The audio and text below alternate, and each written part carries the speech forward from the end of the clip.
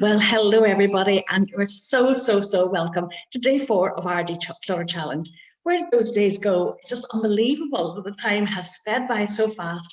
But you know what? I really hope that by now you're getting the gist of this and that you're enjoying it and you're realizing the merits and the benefits and the feel-good factors that you experience from decluttering.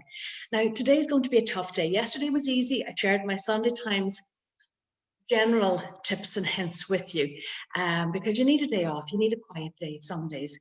But today we're going to tackle our wardrobe. And this is a tough one. It is a very tough one because all of us have far too many clothes. We hang on to our clothes for all sorts of reasons.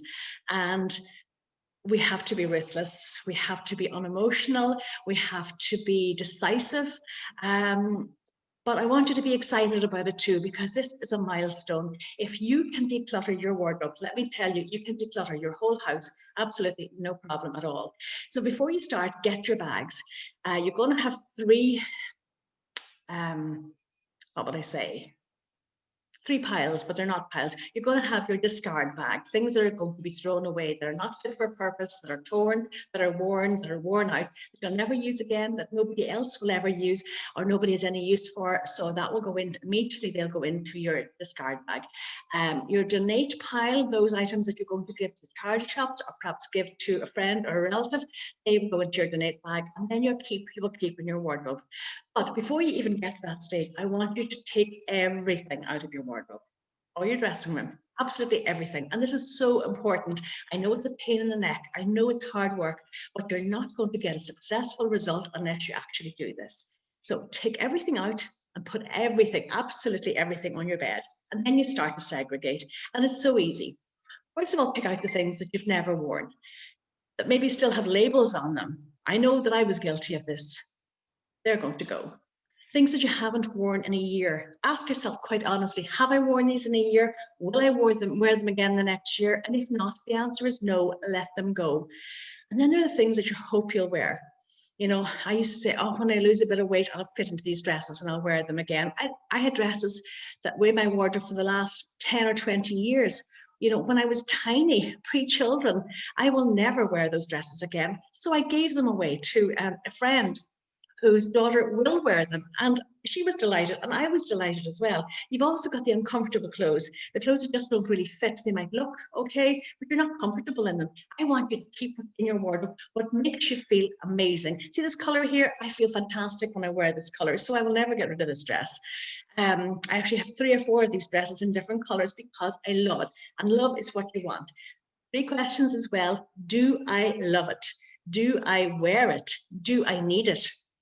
And if you're honest with yourself, you will come up with these answers, and it just makes it so easy.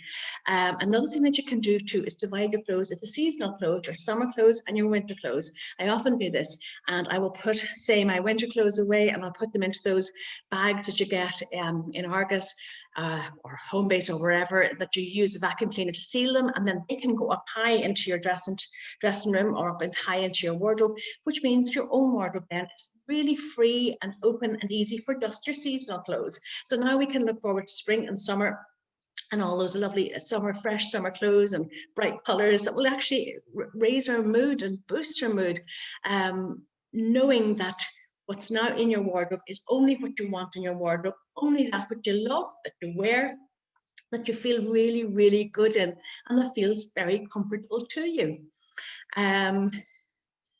Okay, I had a few notes here, but I never really look at my notes, as you know. Okay, another thing that I do is I will not allow you to have any wire hangers in your wardrobe. So get rid of any wire hangers if you have them, and then have all your hangers facing in the one direction. I love the ones that are sort of velvety because your clothes fit on them very well and don't slip off. But I do like a good decent hanger that will support your clothes, so that your good clothes will keep in shape, and hang them all in the one direction. The only exception to this is sometimes you're just not sure about an item, and you might think to yourself, you know what, I possibly will wear that again.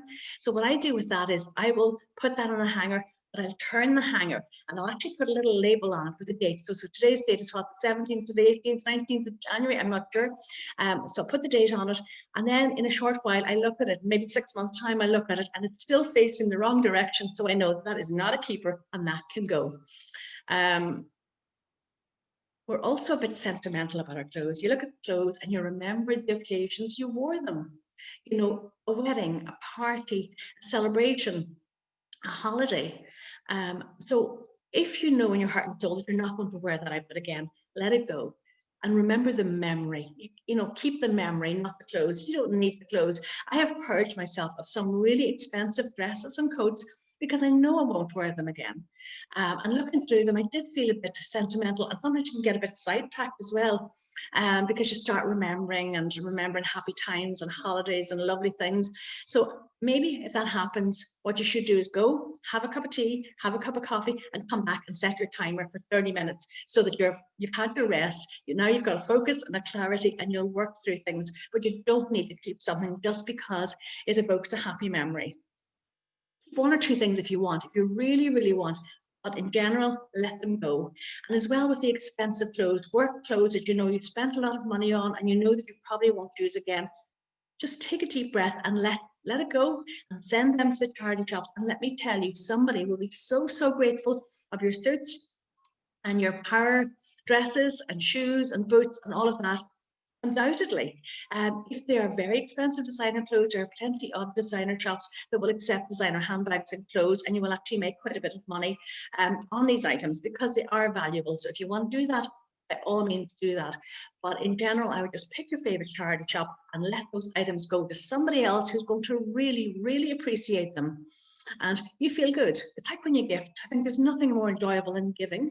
So when you give away, you get back and you feel amazing. So by giving these good clothes to the charity shops, you're doing a really, really good thing, and you're going to feel so good because of it. I had a few people who have changed occupations, and instead of being in a job where they have the higher power clothes every day, they're now living a more pared back lifestyle. More people are working from home. Our wardrobe is becoming more casual. So be mindful of this and just take a deep breath and let it just get into the habit and the mindset and the attitude of letting go.